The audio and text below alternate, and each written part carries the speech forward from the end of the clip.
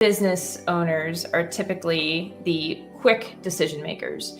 And so because they are quick decision makers, they think everyone else is, and short copy tends to work really well with quick decision makers, or skimmable copy. And so most people think, short copy, no one's going to read the long stuff. That's not actually true. There are decision makers who need to know all the facts. So that is a big myth. It's not short copy. It's copy that forms a convincing argument.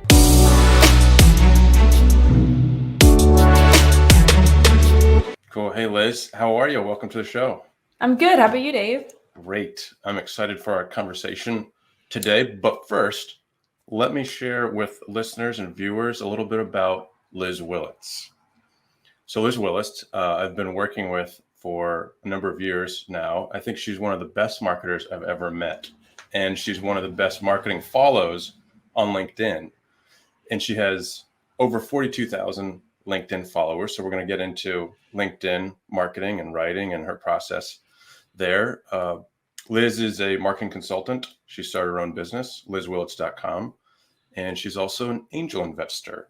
So that's a little bit of background on Liz. Anything you would add to that, Liz? Did I miss anything? No, it's pretty good. I would just say one of the things I really specialize in is conversion copywriting, which has really helped with LinkedIn. But I do that for a lot of SaaS companies, so SaaS tech companies. Awesome. Yeah, let's just jump right into your story a little bit. And let's start with your background and kind of like what brought you to where you are today, and what were you doing before you kind of were on your own? And I think I'm giving it away a little bit with the banner footer below us here. You quit your job. What led to that? What were you doing before, and what led you to striking out on your own? Yeah, so I've been working in SaaS technology all of my career, and as a content creator and a copywriter. And so I'd worked out of college at one company and then moved on to another company. They're called Aweber, and they're an international email marketing platform. So at my time at Aweber, really so appreciated my time there. It was really vital to my career. I got to see like the inside of the email marketing world and see like thousands of different, companies, how they run their email marketing, and see benchmarks and all this information and learn so much. So absolutely love my time there. Started doing mostly content creation when I began there, and then moved into a lot of copywriting and then a lot of speaking about email marketing, and doing a lot of webinars and things like that. And I started to kind of build a little bit of a following based off of all the speaking I was doing at the company. We at Aweber, we work with a lot of entrepreneurs. And so I was seeing entrepreneurs left and right, and so inspired by them. Aweber has a lot of entrepreneur customers. And so it kind of like put that in my ear a bit, like, oh, entrepreneurship's so cool. And then I would start to work with different agencies, we worked with as a company at different points. And sometimes you would get agency work and I'd have to like fix it all. And it just made me realize that the competition out there for marketing agencies isn't super high. And I have always loved freedom. And that was the one thing I lacked in the corporate world.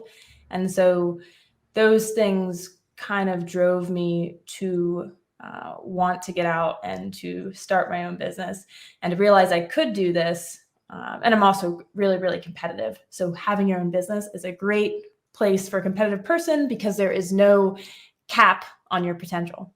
Yeah.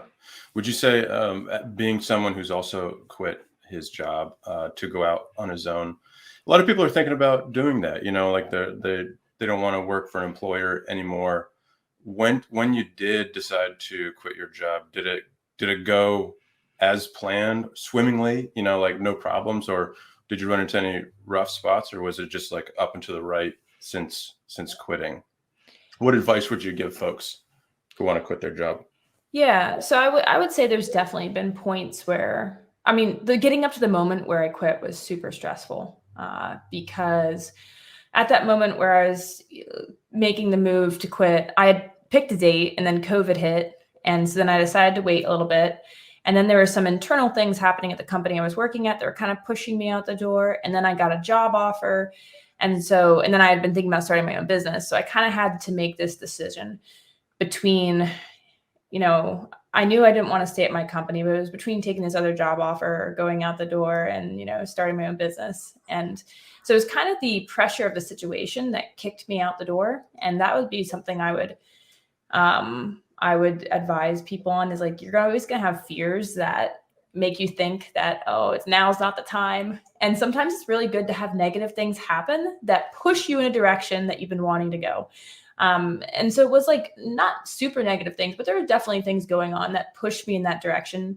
And then, that forced me to make a decision. So that's one thing I'd say. The other thing I would say is financially, I'd saved up a big runway, which removed a ton of stress. So I had I think about 9 months of savings. Whereas if I made zero money for 9 months, I would be okay.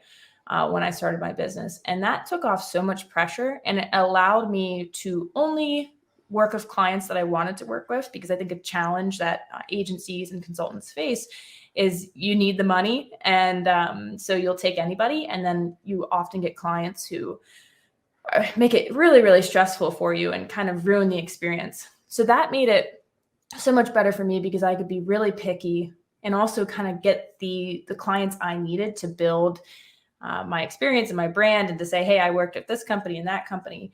Mm-hmm. So that'd be another thing I'd say on that. And then, you're going to make mistakes. Bad things will happen occasionally, and you're going to have off days, and you're going to face imposter syndrome. And just remember that is normal. Everyone faces that. I, for so long, was stopped from doing things because I'd be like, imposter syndrome, I just can't do this.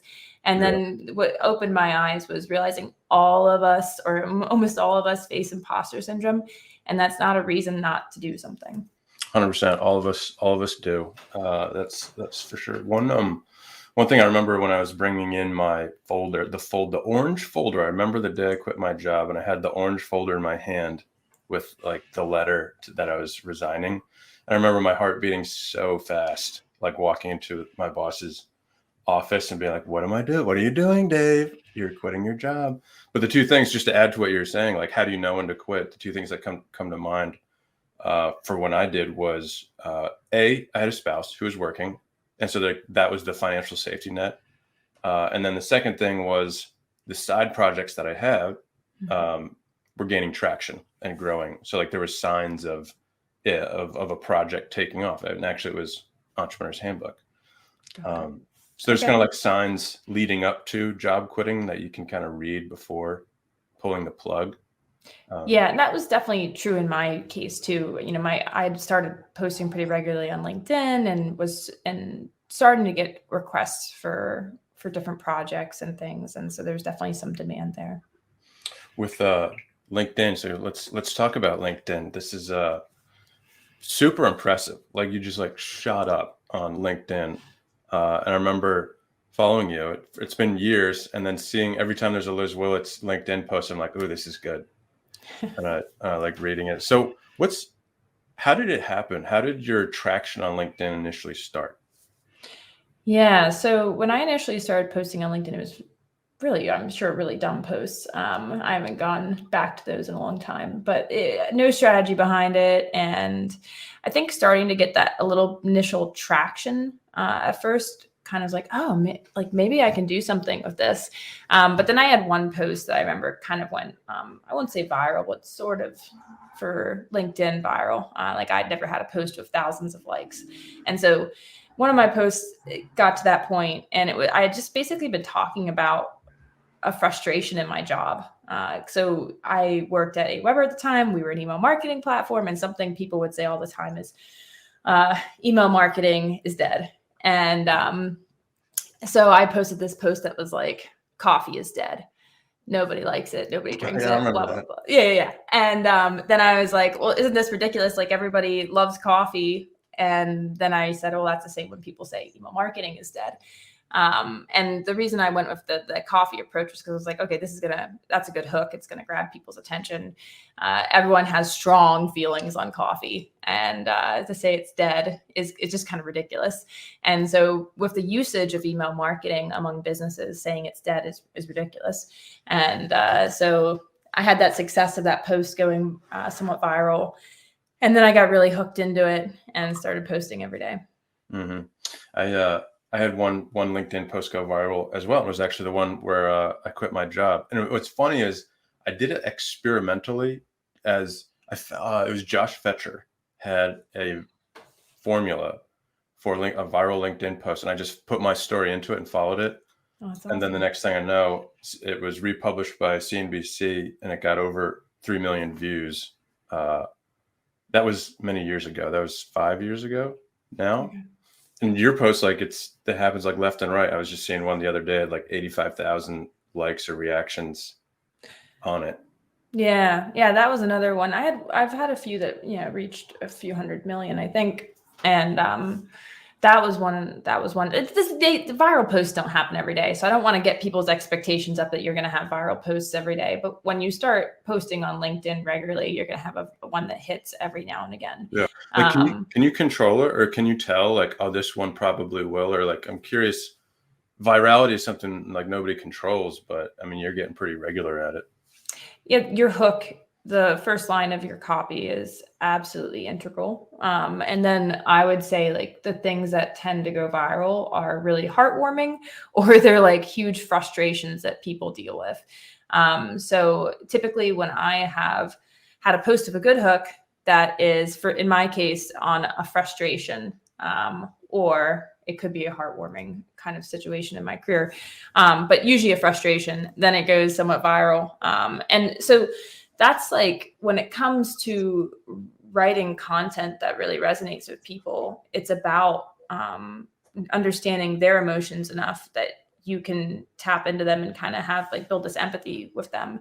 And so frustrations, if you're feeling a frustration in your role, likely there are thousands of other people feeling that frustration. And if you can talk about that succinctly and well in a post and make a person feel less alone because they realize, hey, I'm not the only one dealing with this, that can be really powerful. That reminds me really quick. I was at a conference, and Tim Urban from waitbutwhy.com was speaking, and he said something that stuck with me and influences the way I write, and it kind of is similar to what you're saying. Is he says he writes for a million Tims, in the sense like when he writes his own story and like what he's going through, there's a million other folks just like him. So you kind of like write for the audience of yourself, knowing that there's a million other Liz's and Dave's. So that's so true. And I think our tendency is to say, it's just me. I'm the only one who feels this way. And unless you're like a psychopath or like some kind of, oddball person, that's just untrue. There are hundreds of thousands of other people who are thinking the same way and dealing with the same issues. And one of the easiest ways to start seeing success on social media or anywhere is just to share content that helps solve the problems that you faced or are facing, or the ones you've conquered already, and showing people how you conquered it. And it's that simple. Yeah, 100%. What's your process look like? Like so much of this comes down to ideas, like the ideas that you get for a post. How do you come up with great ideas, and how do you track and polish, and do you have a system for that? Yeah, and it's gotten more sophisticated as time has gone on. So my one tip, or the one systematic thing I always do, is if I have an idea, I write it down immediately. And it could be like a crap idea. It could be what I think is a brilliant idea. And like, workout thoughts, shower thoughts, like all of it, you write it down. And so I use notes on my iPhone, and then I have a Notion page where I store a list of a bunch of ideas, and then what social platforms I think they could go on. I mostly post on LinkedIn, and it'll start perhaps as a really unrefined idea, and I might not use it for months, and then I might come back to it later and use it. The hardest thing to do is to sit down on a day and be like, hey, I'm going to write some posts, and you have nothing to start with. So that'd be one thing I'd say, write it down if it pops into your head. Another way to get ideas is through your work. Anything that goes well, didn't go well, anything you're thinking about throughout the day, write those down. Scroll through social media feeds to get ideas. That's something I do too. When I'm looking for ideas to jot down, I'll scroll through LinkedIn and Twitter, see what someone else is talking about, and think about like, oh, not how can I copy that, but how can I add on to this conversation? Or what's my unique perspective on this conversation? Because you're right, idea generation is challenging, and you can't just pull it out of thin air. It helps also to have like content pillars. So these are the 7 different topics that I talk about on LinkedIn, and you organize things that way, and then you sit there and you brainstorm and brain dump everything that could go into your content pillar, and then you have a list of ideas that way too. So writing down ideas is really important. I like to batch my LinkedIn writing. Now, I'm not always perfect at this, but it's best to have a few hour period to write a bunch of posts at once, rather than to sit down every morning and try to write a post. I'm curious, how do you think about the kind of going out of your lane? Some people, you're a multifaceted person, with different interests. But then if you want to, it seems the common advice out there is that if you want to, develop a following, you stay focused in one lane. What's your opinion on having multiple lanes, kind of sharing whatever you're interested in versus maintaining a focus on one topic for developing a following? Yeah, there are people who do this. There are multiple people who do this different ways, right? For me, I would say I have 3 or 4 different topics that I talk about on LinkedIn. And then there are some people, other copywriters who talk just copywriting. And I think both can be successful depending on how you want to build your thought leadership. And I definitely debated with myself at times, should I be more focused just on copywriting?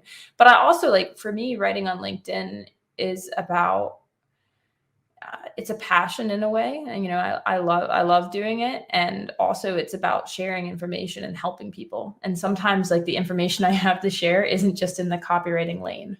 And so I'm not going to sit on that because it's not in my specific little content lane. And I also think there's, I've been a content creator for years, and we would talk about at companies where, we'd have this one topic we'd talk about, but there's so much you can talk about within your one topic that you can relate back to that topic. So for instance, I'm a professional copywriter and marketer, but a lot of, entrepreneurship kind of topics relate back to what I do because I'm also an entrepreneur. So I don't know, that's kind of a rambling way of saying it, but I should try and pick out those 4 things. You said you have 4 things that you focus on based on me following you. I should be able to name what those 4 things are. So here it goes: email marketing, copywriting, remote work. I think from there, I'm a little fuzzy on what the others could be. Yeah, I would say entrepreneurship, content marketing, email. Well, I consider content marketing within email marketing. So I consider this one. So entrepreneurship, content marketing, email marketing, copywriting, and then career, I would say, are the 4. Career is super broad. So that allows me just to talk about everything. That's my, one category that is my cheat category. I can talk about anything now. Love it. Let's talk about marketing myths and mistakes that you've encountered working with clients, just from your finger on the pulse of kind of the marketing industry and what you're seeing. What are myths or mistakes or rants that you could go on for what you see in the marketing industry? Yeah, when it comes to copy, everyone has this argument that you should only use short copy, which isn't accurate. So when it comes to your reader, there are a few different kinds of readers, and business owners are typically the quick decision makers. And so because they are quick decision makers, they think everyone else is, and short copy tends to work really well with quick decision makers or skimmable copy. And so most people think, short copy, no one's going to read the long stuff. That's not actually true. There are very emotional decision makers, and there are decision makers who need to know all the facts. And for them, long copy is essential. They'll go to your website, and if the copy doesn't give them enough information or overcome the obstacles or objections or questions they have, they're not going to convert, or they're going to need to go through a long demo process and then a long sales process to then finally convert. So that is a big myth. It's not short copy. It's copy that forms a convincing argument to convince your ideal audiences, no matter who they are. And it should be skimmable still. So skimmable, easy to read, but often that can be really long form copy that is very successful. Cool. What about with email? What would you recommend, in writing emails that convert and increasing open rates and CTA click-throughs? What would you recommend email marketers to do? Yeah. So a lot of people think that the subject line is the most key thing when it comes to getting your emails opened. And I argue that that's not true. It's actually the long-term relationship you have with your audience. If you send really great email content, you could put anything in the subject line. They're going to open it. I open every email from certain people. I don't care what the subject line is, because I know that email is going to have just awesome content inside. And so building that long-term relationship is one of the best things you can do for your open rates. It's not subject lines. If you're relying on a subject line to be the difference maker to get someone to open an email, then you really haven't built a very great relationship with them. Now, subject lines are still important. It can still make a difference, but they are just one factor. That is a small factor among a bunch of other more important factors. So that'd be one myth I would say in email when it comes to copy. And then another one is that open rates are actually reliable. They're not. And they're becoming increasingly more unreliable. Apple just recently released a privacy update that makes it nearly impossible to accurately track open rates for anyone who uses Apple Mail, who's on your subscriber list. I believe it comes back that your Apple Mail subscribers will open at 100%, because Apple actually loads the email on their own servers and then it tracks as an open. And interesting. Yeah, because they don't want people to be able to track their consumers' open rates. So open rates are inaccurate because of that. They're also inaccurate because the way open rates are tracked is based off of a small invisible image in the email. And when that image loads, it's tracked as an open. And if you have image loading turned off by default in your inbox preferences, then you could open every single email and it's going to not track as an open. So another rumor is that open rates are accurate. They're not entirely accurate. They're good for benchmarking. So if you have an average open rate of 20% over 6 months, that's an important benchmark. And if you start to see a lower open rate or a higher open rate, that's a good thing to keep in mind. But the one-off email open rate is not super accurate anymore. Cool. Gotcha. Yeah. I remember the chief business officer at Hopin always asks whenever he's in meetings where metrics are presented on a slide, he always asks the why, why do we care about this metric? Like, what's the bigger business implication of this metric? So like an open rate would be like, okay, cool. We have this number or that number, but why does it matter? And then that's kind of to your point where you have to look past the open rate and to the other impacts that email would have on the business. Right. Because open rates are a vanity metric anyway, because, okay, so 5 more people opened your email. So what? Really, those open rates only matter if they're changing sale percentages or the conversion that you're trying to hit, if it's changing that. Yeah. Let me ask you this question. It's an interesting one. It's an interesting one for marketers because a lot of marketing comes down to data and storytelling. And it's something that I when I'm creating content, it's something that I think through is like everything I create, if it's user facing or customer facing has to include data or a story. Ideally, it's both. So the question is, which one is more important? And if you had to only choose or lean into one over the other, which one would you lean into more? This is tough because I, as a copywriter, would say, yeah, you need both to form a persuasive argument. If I had to choose one, it would probably be data, but I'm probably choosing that because that's how my mindset works. Like, I'm a data-driven person when it comes to decisions, and I love stories, like we all do. But at the end of the day, I'm kind of like, well, where's the data? Like, where's the proof?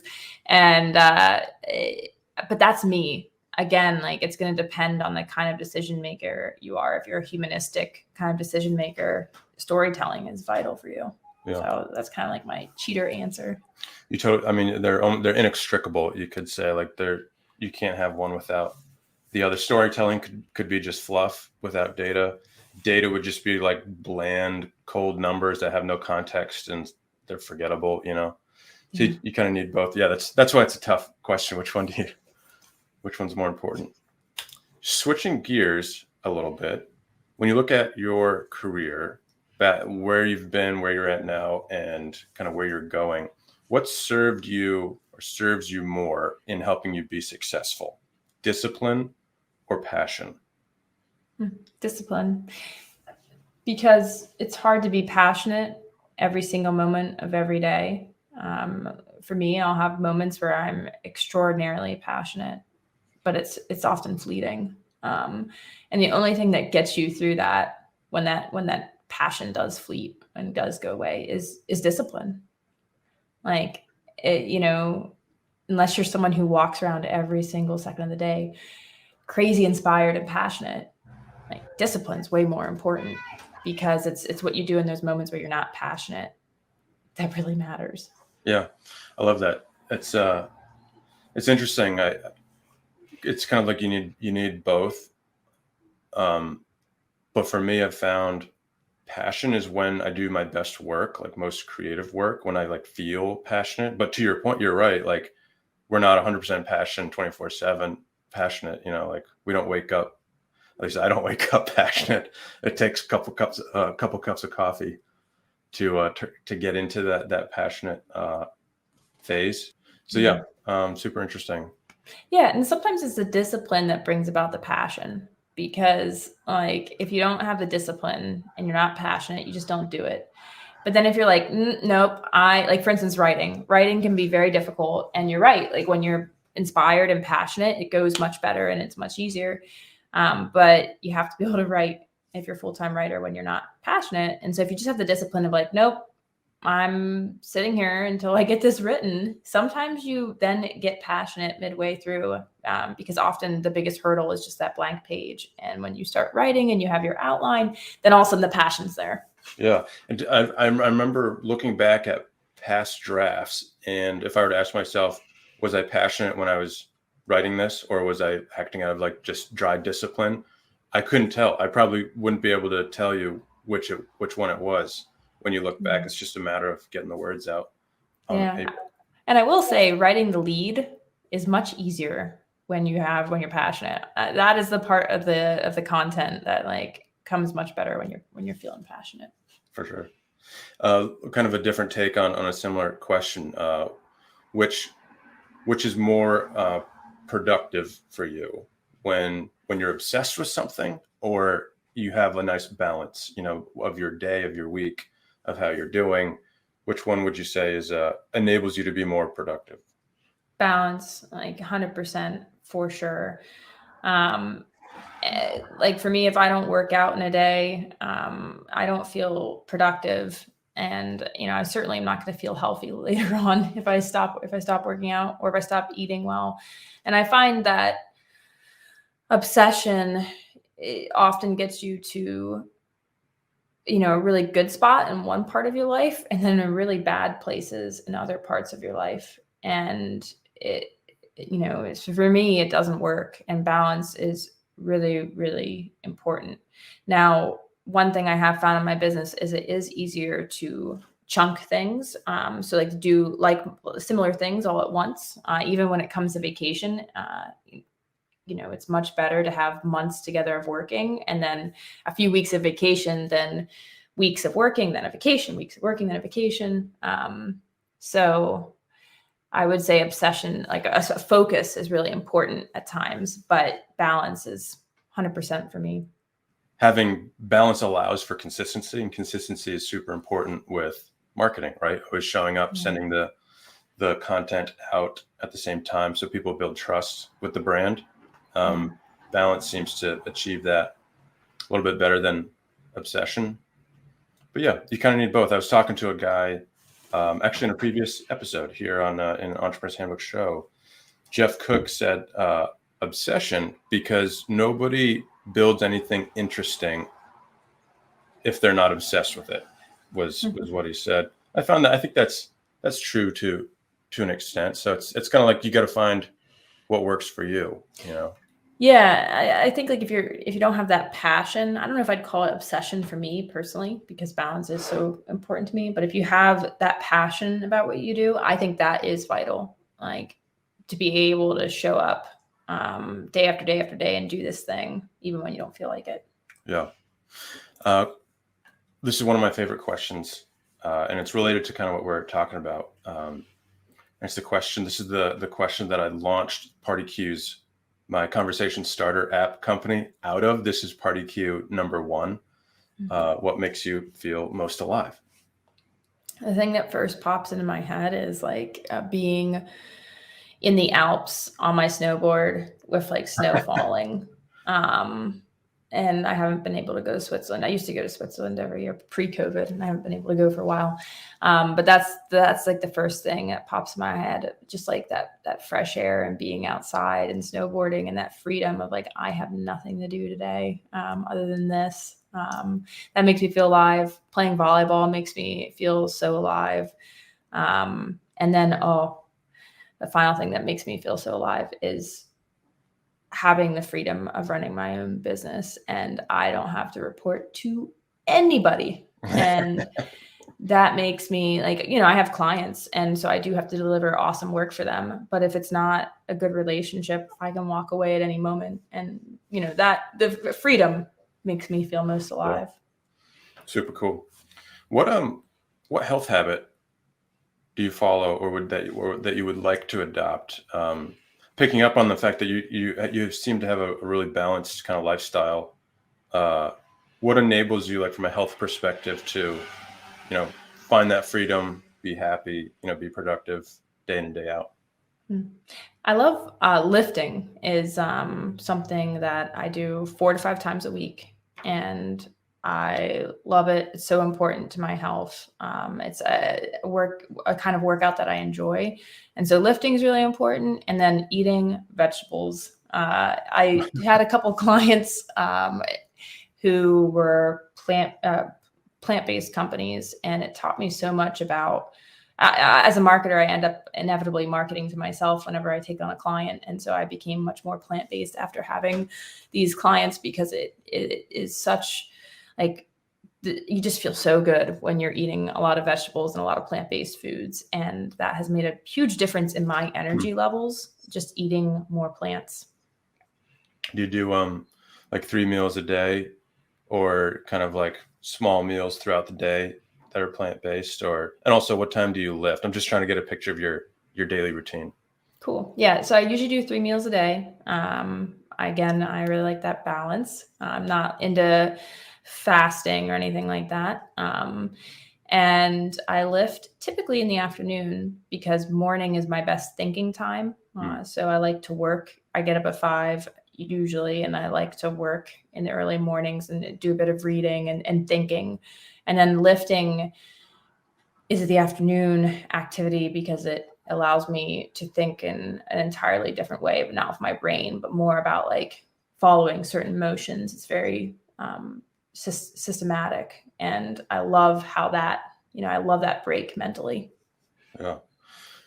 Super cool. Liz, this has been super fun chatting with you and learning more about how you work and what makes you feel alive. Thank you for sharing so much today. Anything, where can folks find you? I mean, obviously LinkedIn, but where else? Yeah, so you can find me on LinkedIn under Liz Willits, or on Twitter under Liz Willits as well, or lizwillits.com. You can find more info about me as well there. Brilliant. Thanks, Liz. All right. Thank you, Dave. Bye.